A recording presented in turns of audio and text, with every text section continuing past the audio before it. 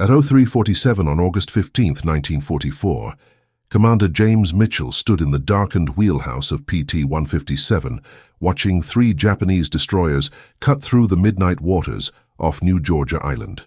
34 years old, 8 war patrols, commanding a vessel barely 100 feet long and weighing less than 100 tons. Behind him, the 3 Packard engines idled at a whisper, their signatures barely detectable on enemy radar. The Elco-built torpedo boat had survived more engagements than most Navy vessels twice her displacement.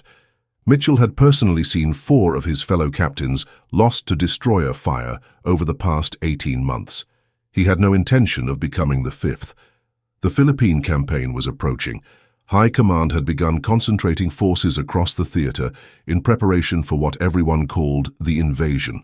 Fleet planners demanded aggressive sweeps against Japanese shipping lanes, but PT boat doctrine remained unchanged since the program's inception in 1940. Attack with torpedoes, then vanish into darkness. Never engage a destroyer directly. Never close within 300 yards of an escorted warship.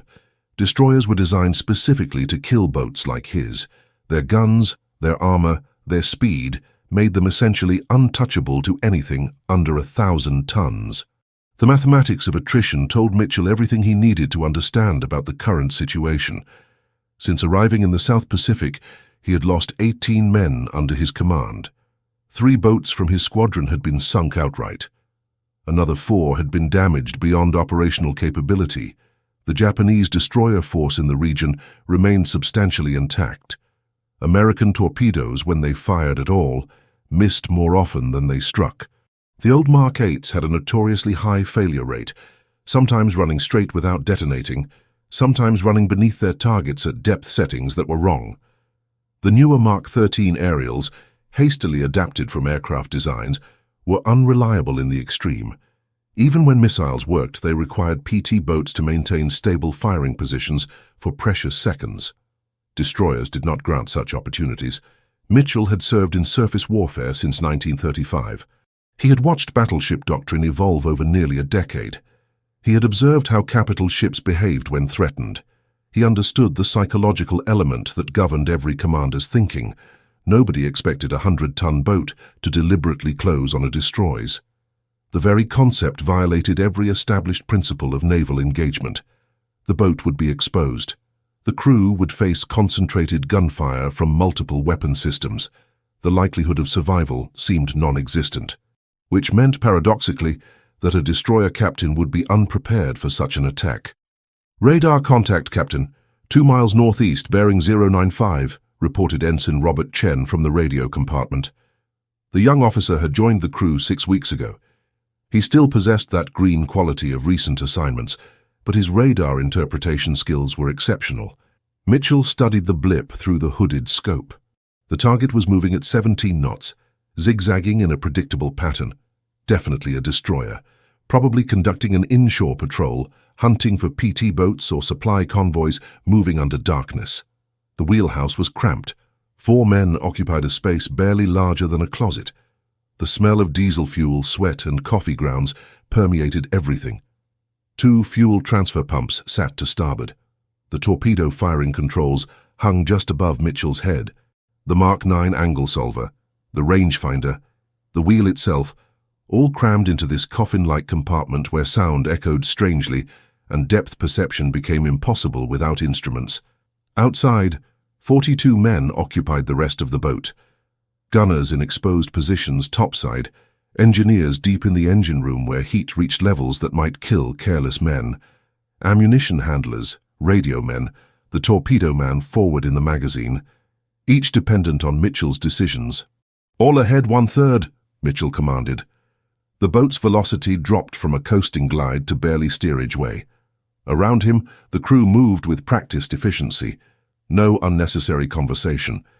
Everyone understood that sound carried differently at night. A whispered word in the wrong place could be detected by enemy hydrophones at distances measured in thousands of yards.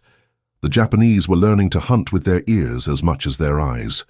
Mitchell thought about the conversation he had with Admiral Turner 3 days prior. The division commander had made clear that destroyer hunting by PT boats was considered essentially suicidal. The Navy's official position, documented in multiple operations orders, forbade direct engagement with warships larger than corvettes. Captains who violated this prohibition faced courts-martial. Yet Turner had also said something else, something oblique. He had mentioned that the Philippines campaign would require every weapon available. He had asked Mitchell to think creatively. He had implied that sometimes the only way to change doctrine was to prove it wrong through undeniable success. The night offered perfect conditions for what Mitchell was contemplating. No moon, heavy cloud cover at 200 feet, sea state calm enough to maintain visual bearing, but rough enough that small wakes disappeared into the general clutter of surface noise. The destroyers were operating singly, not in formation. That was both advantage and disadvantage. A lone destroyer could concentrate all its firepower on a single target. But a lone destroyer captain also operated with certain psychological assumptions. He expected PT boats to run. He expected them to launch torpedoes from maximum distance and disappear. Nobody closed, nobody deliberately reduced the distance between a 100-ton target and a 1,900-ton predator. Torpedo status, Mitchell asked quietly. All 4 Mark 13s loaded and ready, the torpedo man reported through the sound-powered telephone. Thermal runs, magnetic detonators armed, launch racks secured. Mitchell had spent the last 6 weeks modifying his boat's structure. He had reinforced the bow with extra plating. He had backed the impact zone with additional bracing designed to absorb collision forces. He had removed 60 tons of unnecessary equipment, stripped the boat down to bare essentials, everything to increase durability and speed. His crew had questioned the modifications until he explained that ramming tactics might become necessary. They had listened in silence. None had objected. They understood the mathematics of attrition as clearly as he did. The destroyer's outline became visible against the darker water. Japanese naval paint, dark gray, with superstructure silhouetted against the faint phosphorescence of tropical stars. The rangefinder indicated 2,000 yards. The angle solver showed the destroyer was traveling at 22 knots now, accelerating. Maybe the captain had detected them. Maybe he was simply maneuvering on his patrol route. Either way, distance was decreasing. Mitchell made his calculation. At this closing rate, they would be in weapon engagement range within 90 seconds. He had one choice to make. Attack with torpedoes according to doctrine, knowing that the old reliability problems and the distance involved meant another failure was statistically probable. Or test the theory that had been forming in his mind for 18 months, a theory born from watching patterns, understanding psychology, and recognizing that sometimes the impossible worked precisely because nobody expected it. Mitchell placed his hand on the engine order telegraph. "All ahead full," he commanded. The concept had begun forming during Mitchell's 3rd War Patrol 6 months earlier. He had been reviewing action reports from PT-109, the boat that had been rammed and sunk by destroyer Amagiri just weeks before. The official Navy assessment concluded that ramming was an anomaly, a rare circumstance, not a tactical option worth considering. Mitchell disagreed. He had studied the geometry of that collision. Amagiri had been traveling at full speed, nearly 31 knots. The destroyer captain had expected evasive action from the PT boat. Instead, he got direct collision. The ramming had been accidental on both sides, but Mitchell recognized something the official analysis had missed. The destroyer's hull, despite its superior construction, suffered catastrophic damage from the impact. The bow crumpled. Multiple compartments flooded. Hamagiri survived only because she reached shallow water near Kolombangara Island. A deep-water collision would have resulted in total loss of the destroyer. This observation had transformed Mitchell's understanding of naval combat. Destroyers were faster than PT boats by roughly 30%. They carried greater firepower. Their armor provided protection against machine gun fire, but their very advantages created a psychological blindness. A destroyer captain expected small craft to flee. The doctrine, established since the First World War, held that ramming was obsolete. Modern warships were too valuable to risk such tactics. No captain believed a 100-ton boat would deliberately approach a 1,900-ton destroyer at ramming speed. Mitchell had begun calculating the physics during long nights in his cabin. A PT boat traveling at 40 knots generated tremendous kinetic energy despite light displacement. The equation was simple. Mass multiplied by velocity squared equaled destructive force. At ramming speed, a PT boat's concentrated impact at the destroyer's most vulnerable point, the bow, would cause structural failure. The destroyer's steel hull could not absorb such concentrated energy at the precise angle of impact. The math worked. The concept violated every established principle of naval warfare. That was exactly why it might succeed. He had shared his analysis with no one for months. Any captain who proposed ramming tactics faced immediate skepticism from higher command. The Navy invested enormous resources in larger warships. Losing a destroyer to a suicide attack by a small craft represented a catastrophic failure of command judgment. No admiral would authorize such a tactic. No captain would risk his career on such an unconventional approach. Mitchell had been content to study the theory, to perfect his calculations, to wait for circumstance to present opportunity. Then Admiral Arleigh Burke had taken command of naval operations. Burke was different from the old guard admirals. He understood that the Philippines campaign would require every possible advantage. He had begun quietly encouraging innovation. He had authorized experimental modifications to existing vessels. He had made oblique references to the possibility that established doctrine might require revision under battlefield pressure. Mitchell had understood the implication immediately.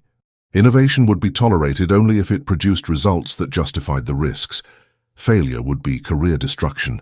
The technical preparations had consumed 6 weeks. Mitchell had personally supervised the reinforcement of PT 157's bow structure. The impact zone had been backed with doubled plating, additional frame bracing, and lateral support designed to distribute collision forces throughout the hull rather than concentrating them at the point of impact. He had removed unnecessary weight throughout the vessel, eliminating everything not essential to combat operations. 60 tons of equipment had been stripped away, replaced with additional fuel capacity and ammunition. The modifications increased the boat's speed by nearly 3 knots, while maintaining structural integrity through a collision that would destroy standard construction. The crew had noticed the modifications, naturally. Word had spread among the enlisted men about the reinforced bow and structural changes. Nobody asked direct questions. Enlisted sailors understood that questions had a way of creating complications for captains. Instead, they had observed the changes and drawn their own conclusions. A few had asked for transfers. Mitchell had approved them without commentary. He wanted men who would support unconventional tactics, who possessed the psychological willingness to accept extreme risk for potential strategic advantage. The Mark 9 angle solver represented another critical element. Mitchell had spent weeks perfecting the calculations for ramming angles. The traditional torpedo attack required precise geometry, but ramming required different mathematics entirely. The angle of approach had to minimize glancing blows while maximizing impact concentration. The velocity had to be sufficient to overcome the destroyer's structural resistance. The point of impact had to be calculated to destroy buoyancy without allowing the PT boat to slide along the destroyer's hull. 1 degree of variance in approach angle meant the difference between catastrophic destruction and survivable damage. The evening before the operation, Mitchell had received a message from Admiral Burke's staff. The message contained no explicit authorization for ramming tactics. Instead, it suggested that innovation in tactical approaches might be welcomed if results demonstrated strategic value. The message was carefully worded to avoid any direct association between command authority and unconventional tactics. If ramming succeeded, it would be credited to command ingenuity. If it failed, Mitchell would be held solely responsible for violating established doctrine. He had understood the implicit game immediately. Burke wanted results without accountability. Mitchell would have to accept full responsibility for success or failure. The destroyer was closing now, its radar searching through the darkness. Mitchell studied the blip on the screen, calculating angles and velocities with the precision of a man preparing to stake his career, his life, and the lives of his crew on a single moment of physics and psychology. The Japanese captain aboard that destroyer had no idea what was approaching. No idea that a 100-ton boat was accelerating toward him with deliberate intent. No idea that the conventional wisdom protecting destroyer superiority was about to be tested against doctrine born from careful observation and mathematical certainty. Mitchell placed both hands on the wheel. All engines roared to maximum power. The bow of PT-157 lifted slightly as all three Packard engines reached maximum throttle. The phosphorescent wake behind them blazed like a comet trail across the darkness. There was no stealth now. There was only acceleration and closing distance, and the moment when theory became reality. Mitchell gripped the wheel, keeping the destroyer centered in his crosshairs.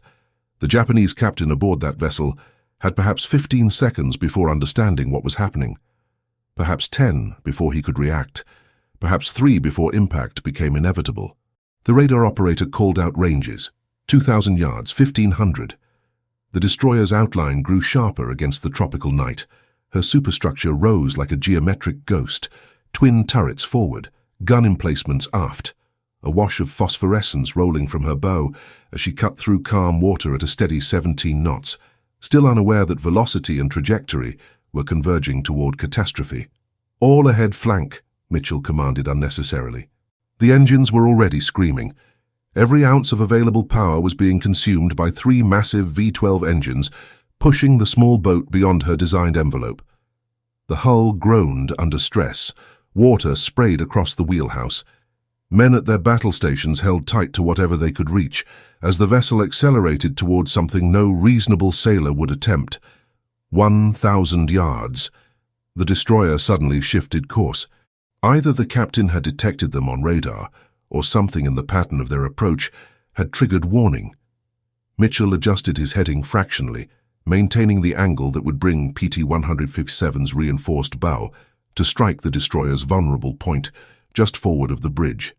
The Japanese ship began turning to starboard, attempting to present her broadside and bring her guns to bear simultaneously. 800 yards. The first shells screamed overhead. Not a hit, merely a warning. The destroyer's anti-aircraft batteries had opened fire, their gunners confused by the tiny target approaching at ramming speed. Machine guns erupted from her superstructure. Tracers carved patterns through the darkness, brilliant green lines that seemed to move with impossible slowness, before Mitchell understood that the projectiles were traveling at velocities measured in thousands of feet per second. One round punched through the PT-157's cabin, missing him by inches. Another severed rigging forward. A third shattered the rangefinder bracket. "Return fire," Mitchell ordered quietly. The twin machine guns mounted topside responded immediately. 50 caliber rounds chewed at the destroyer's superstructure, nowhere near enough firepower to inflict serious damage, but enough to occupy the Japanese gunners' attention for the precious seconds that remained. 500 yards. Mitchell could see individual features now. The destroyer's bow wave, the captain's bridge silhouetted against the gun flashes, Japanese sailors scrambling to prepare for an engagement that made no tactical sense because nobody in Japanese naval training had prepared them for a small craft attempting collision at ramming speed. The destroyer tried to accelerate. Her engines built up from cruise speed toward flank, water churning at her stern in desperate attempt to outrun the approaching threat. But PT-157 had covered too much ground. The geometry of collision was becoming inevitable. 300 yards. "All hands, brace for impact," Mitchell transmitted through the ship's telephone system. He heard it repeated throughout the vessel, heard the crew securing themselves, heard prayers whispered in the engine room where men had no visibility and could only feel the boat's acceleration and guess at proximity to disaster. 200 yards. The destroyer's captain finally understood. The ship heeled over hard to port, attempting evasive maneuver, but she was too large, too slow reacting, committed to her course by inertia and the lag time between decision and execution. Mitchell held the wheel steady. The reinforced bow of PT-157 was aimed at the destroyer's forward compartments, at the precise point where collision would concentrate destructive force directly against the hull's thinnest sections. 100 yards. Mitchell saw faces now. Japanese sailors lining the rails, watching the impossible approach with expressions that oscillated between confusion and understanding, and absolute terror. 50 yards. "Brace for collision," Mitchell said quietly to himself. The impact occurred at exactly 0403 hours. PT-157's bow struck the destroyer's forward hull at approximately 42 knots relative velocity. The reinforced plating of the PT boat, concentrated and hardened and backed by additional bracing throughout the hull, drove directly into the destroyer's side. For an instant, Nothing seemed to happen. Then, the physics of collision became manifest. The destroyer's forward compartments crumpled inward. Bulkheads that had been designed to withstand depth charges and conventional weapons found themselves subjected to concentrated kinetic force far exceeding their structural design parameters. Water poured through fractures in the hull. The ship's momentum carried her forward despite massive flooding, pushing her down by the bow, tilting her superstructure upward at an angle that was wrong, that was impossible to survive for a structure designed to operate on an even keel. PT-157 recoiled from the impact, her reinforced bow structure absorbing forces that would have destroyed standard construction. But the shockwave still threw men to the deck. Equipment secured only by standard fasteners broke loose and clattered across compartments. A fuel line ruptured in the engine room, filling the space with explosive vapors. But the 3 Packard engines, miraculously, continued to function.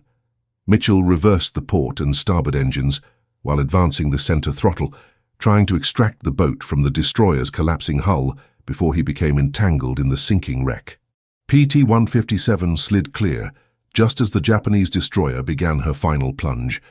The bow was already beneath the surface, compartments flooding at rates that no damage control could address. Mitchell watched through the wheelhouse window as the destroyer's stern rose vertically from the black water, propellers still spinning in futile reflex. For perhaps 30 seconds, the entire after superstructure was exposed. Then gravity and water reclaimed the vessel. The destroyer slipped beneath the surface with a sound like a building collapsing, hull plates groaning under pressure, compressed air pockets escaping in bubbles that rose through the darkness. The PT boat's crew stood in stunned silence. They had executed ramming against a destroyer. They had survived the collision. The destroyer Mutsuki was gone. "Damage report," Mitchell ordered, his voice steady despite the adrenaline coursing through his system. The reports came back within minutes. The reinforced bow had survived with external damage, but no penetration of the hull. The forward compartments showed minor flooding from a cracked weld seam, nothing that threatened flotation. Both starboard engines were operating normally. The port engine had developed a vibration, probably a bent shaft or damage to internal mounts, but it was still producing power. The fuel leak in the engine room had been contained by shutting off that fuel cell. Ammunition magazines were checked. Torpedoes verified. The crew accounted for. No deaths. 3 injured, none critically. Mitchell allowed himself perhaps 10 seconds of recognition that they had achieved something that conventional naval doctrine said was impossible. Then he turned PT-157 toward the Japanese shipping lanes. The night was young, the operation was not complete. Somewhere in these same waters was a second destroyer. Somewhere in the darkness was confirmation that ramming was not a suicide tactic, but a viable weapon against conventional naval superiority. Mitchell pointed the bow north and advanced the throttles to full power. The Packard engines sang again. At 05:47 hours, PT-157 encountered the second destroyer. She was a larger vessel, a Fubuki-class destroyer displaced at 1,900 tons, equipped with superior armament and speed capabilities that exceeded even the first target. Her captain had received radio warnings about the ramming attack on Mutsuki. He was prepared. He was not expecting the same tactic to be attempted twice. Mitchell studied the destroyer through the darkness, watching her searching pattern, calculating vectors and angles, with the precision of a man who had already succeeded once, and understood the narrow margins between success and catastrophe. The second ramming would be more difficult. This captain would be vigilant. The crew would be alert. Surprise would be diminished. But the fundamental equation remained unchanged. The destroyer did not expect deliberate collision. The destroyer's captain would hesitate. At 0551 hours, PT-157 accelerated toward the second destroyer at flank speed. The Packard engines, already damaged from the first impact, screamed in protest. Vibration rippled through the hull.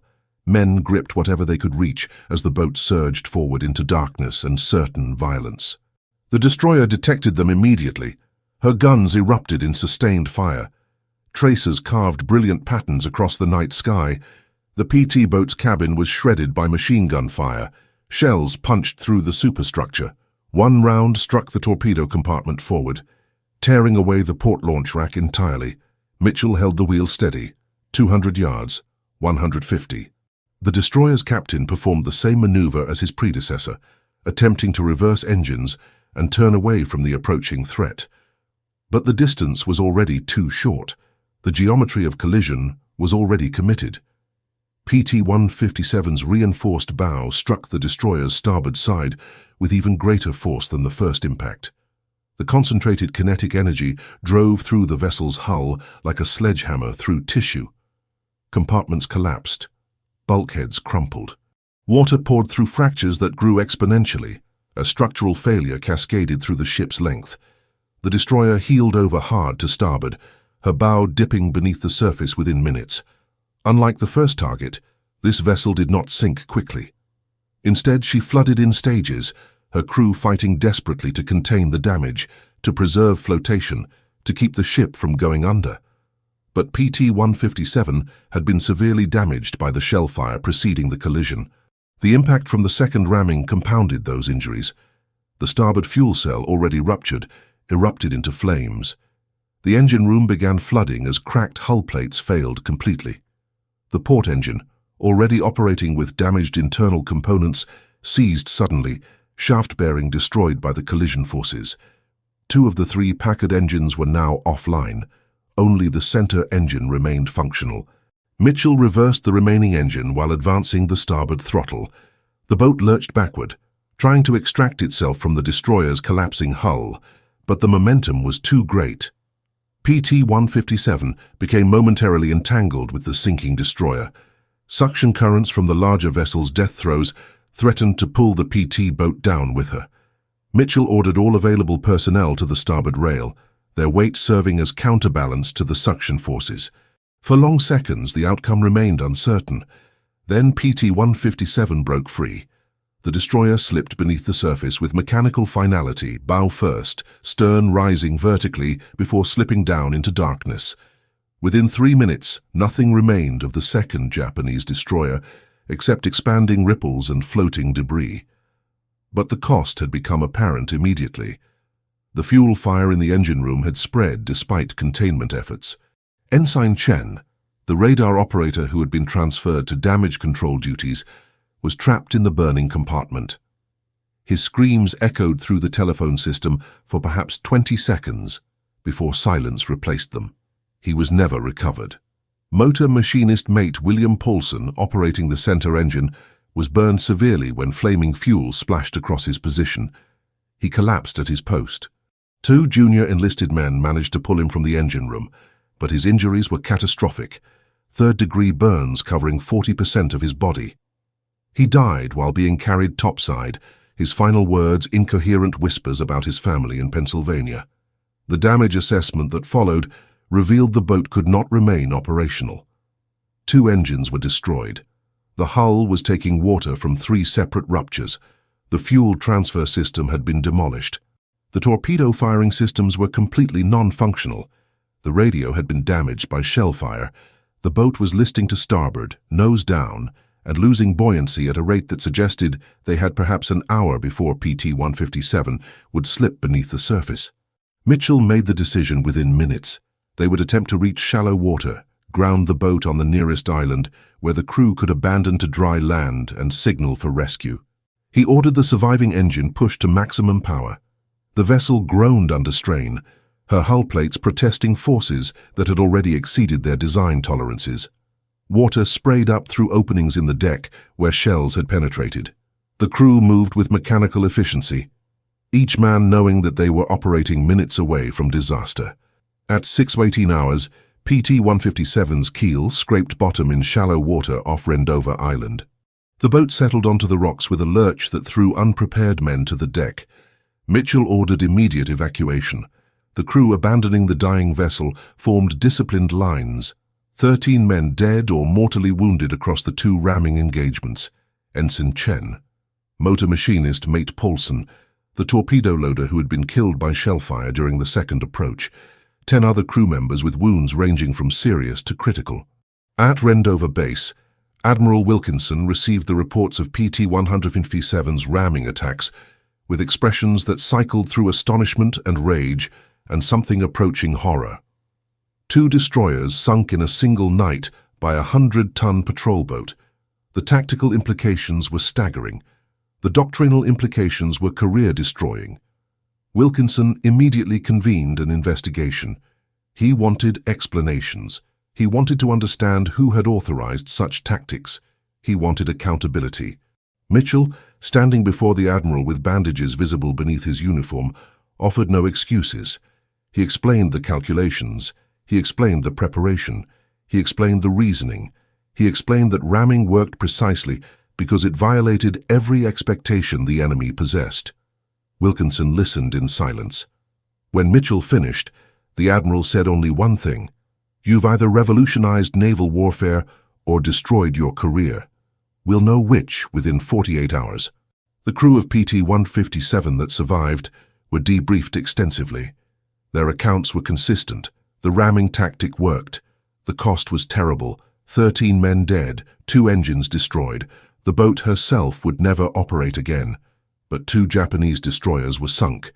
The mathematics of attrition, at least for this single night, had been reversed. The investigation into Mitchell's ramming attacks lasted 72 hours. Admiral Wilkinson convened a board of senior officers to examine the tactical implications and determine whether ramming represented a viable doctrine or a reckless violation of established procedure. The evidence presented was straightforward. 2 Japanese destroyers confirmed sunk, 13 American sailors dead, 1 PT boat destroyed beyond recovery. 2 critical questions emerged immediately. First, could the tactic be replicated by other PT boat commanders? Second, did the strategic value justify the human cost? The answer to both questions proved affirmative. Within weeks, other PT boat squadrons in the Pacific began experimenting with ramming tactics. Commander Robert Hayes of PT-159 attempted ramming against a Japanese cruiser off Choiseul Island on August 28th. The attack succeeded. The cruiser Jintsu was damaged severely, though not sunk. Hayes lost 5 crew members and suffered catastrophic damage to his vessel, but the cruiser would require months of repair before returning to combat operations. The pattern became clear. Ramming worked. The tactic was replicable. The cost was terrible, but the strategic returns justified the expenditure. By September 1944, Admiral Ali Burke had formally authorized ramming tactics as an official option for PT boat commanders operating against larger warships. The authorization came through careful language in operations orders, language that suggested rather than commanded, that implied rather than stated. Burke understood that he needed to enable this tactic without creating paper trail that could destroy careers if the strategy failed. 5 other PT boat commanders executed ramming attacks between September and November 1944. 3 were successful. 2 resulted in mutual destruction. But collectively, those ramming attacks damaged or destroyed 4 more Japanese warships and damaged another 6. The cumulative effect altered the strategic balance in the Southwest Pacific. Mitchell received letters. Some congratulated him for revolutionizing naval tactics. Others accused him of recklessness and murder of his own men. The official Navy history would eventually credit his actions with demonstrating that unconventional tactics could succeed against overwhelming odds. But that vindication came only after the war ended. During the conflict, Mitchell remained under shadow of investigation. He was transferred to command a larger boat, a converted gunboat equipped with radar-controlled armament. He survived the rest of the war, but never fired another shot in anger. He had proven his theory that was sufficient. The crew of PT-157 was scattered across the Pacific theater. Ensign Chen's body was never recovered. Motor machinist Mate Paulson was buried in a cemetery on Guadalcanal. The 13 dead were commemorated by their families and the Navy, but without the public recognition that would come later. The survivors dispersed to other assignments. Some remained in naval service through the end of the war. Others were rotated home and discharged. Most were reluctant to discuss the ramming attacks. They preferred to remember their dead quietly, without fanfare. Official statistics compiled after the war indicated that PT boat squadrons operating under the new ramming authorized doctrine had sunk or severely damaged approximately 11 Japanese destroyers and cruisers between August and December 1944. The cost included 43 American sailors killed, another 72 wounded. If the calculus was measured purely by exchange ratio, the returns justified the investment. 11 major warships removed from Japanese fleet operations represented strategic value, far exceeding the American casualties. Yet the human dimension remained difficult to quantify. 43 mothers received letters. 72 servicemen carried wounds, visible or invisible, for the remainder of their lives. The ramming tactic did not survive the war. Modern warship design eliminated the structural vulnerabilities that had made destroyers susceptible to PT boat ramming. Post-war naval doctrine returned to conventional approaches. Ramming disappeared from official training manuals by 1950.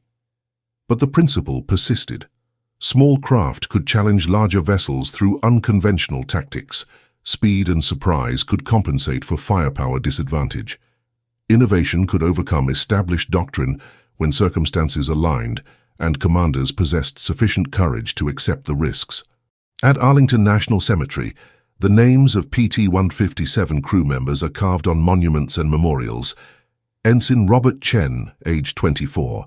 Motor machinist Mate William Paulson, age 31. The other crew members lost are similarly remembered.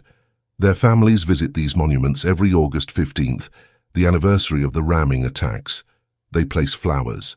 They share stories about relatives they never knew directly.